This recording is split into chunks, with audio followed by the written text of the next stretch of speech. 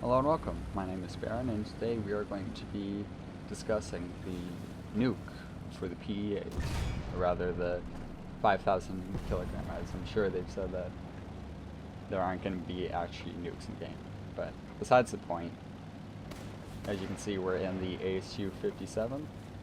Now, this was about a week ago when I was still grinding for the event for Operation Heat, and while you could take out the new BT-732, it was, of course it was a rank 2, so it wouldn't be able to do anything as far as like caps. Of course, we're just as vulnerable to the, like I said in chat, the Italian race cars, the R320s.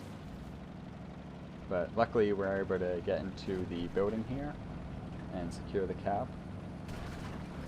Now, there's a lot of talk about whether it is broken or not to have the nuke in ground forces. Of course, some of you might have seen the Twitch clip where someone gets a 13k off one PE8 bomb. If you haven't seen it, I'll link it in the description. But basically, it can be pretty powerful in the right circumstances, that is. And I feel like that's a real point to it, is that you aren't always going to be able to get the maximum value, the huge kills from the PE8.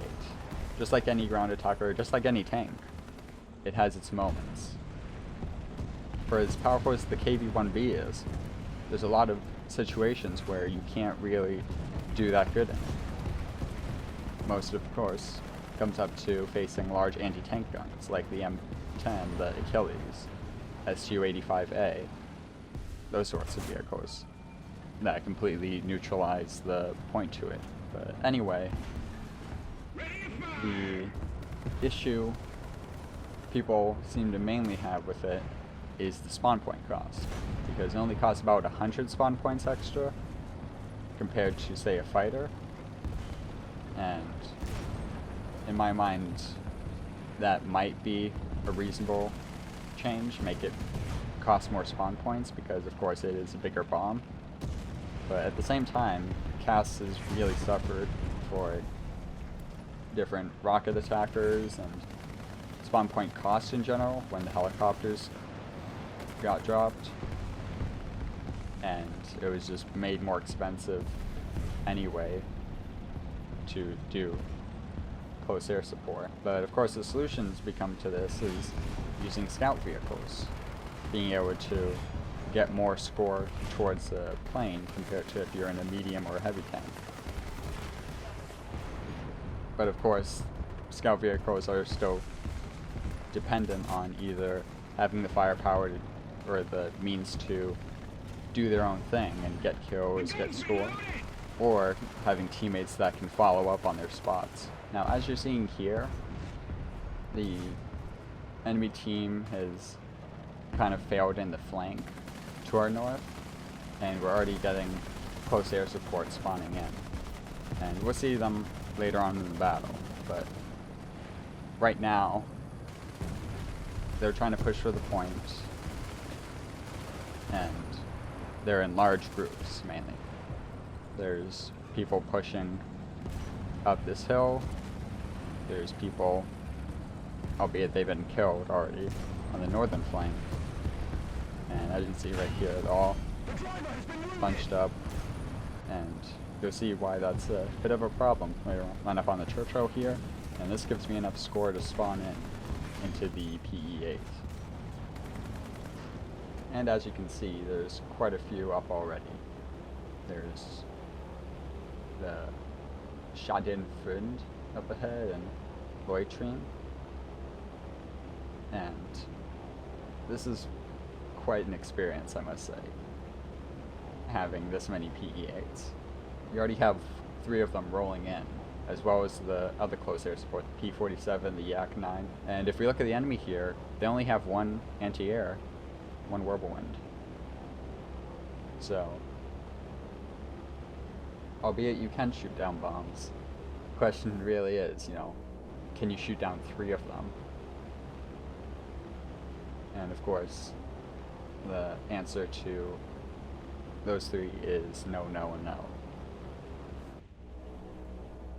It's just, we're lining up here. We can see they're taking the cap, but our teammate ends up dropping there. And as you can see, they stopped capping, and that's clear. Now mine's away, and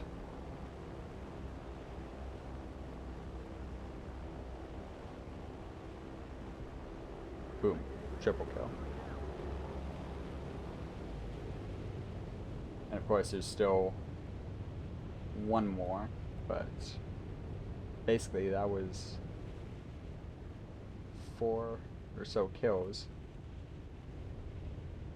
that were just instantly wiping out their push towards A. And we're able to retake it here. Because of my task, I was still trying to get another kill, since I needed the 4 to complete one of them. So I tried to go for the 110, but turns out his tail got shot out and ends up dying to our yak. Or, sorry, lag.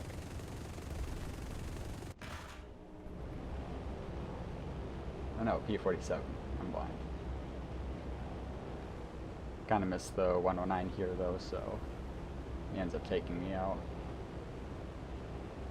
But luckily, Russia has more than just the PE-8 up its sleeves for close air support.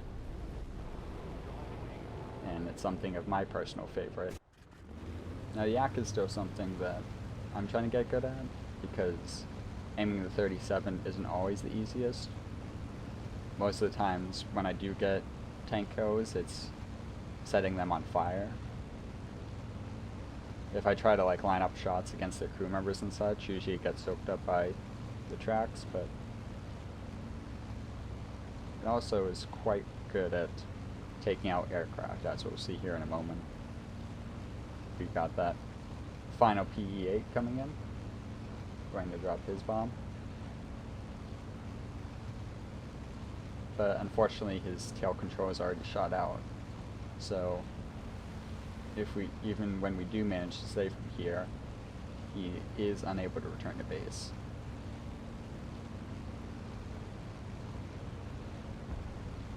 So we just line up our shot and boom. It's quite exploded.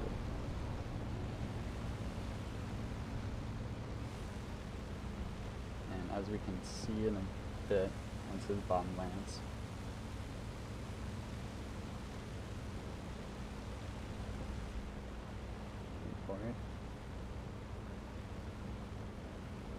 as we can see, the number of SPAA has gone up quite a bit, but by this point the damage has kind of already been done, and there goes his bomb.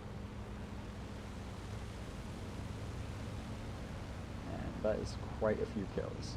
Even with that though, they are still making a push onto A. And in hindsight, it is good on our team for being able to take that out.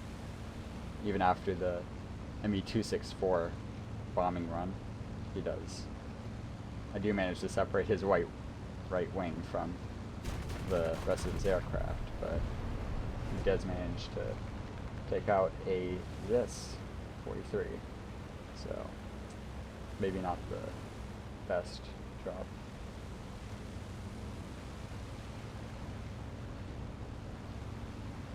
But that kind of brings it to the conclusion. So, for as powerful as the PE-8 bomb is, for its cost, and for as devastating as it can be to a push, the problem kind of comes up, at least for me, in what game mode it is. Of course, this is the perfect condition for it, in my opinion. You have one single cap that everyone's going towards. So of course, you're going to be able to get a lot off of a huge bomb. But the thing is, on different maps like Domination, you don't really have that, because it ends up being enemies are on all sides. So it's kind of hard to get as much worth off of it unless they're all pushing the same objective, which isn't always the case. Of course, there is also the possibility to shoot the bomb down, but the thing is that I've rarely seen that happen. And I have tried before, but the thing is that it is falling very fast, and unless you're right within the target zone, it can be quite difficult. I'll leave the question to you then. Do you think the PE-8 bomb should have a higher cost in RB, or be banned? Let me know in the comments. Anyway, that's been all for today. Catch you next time.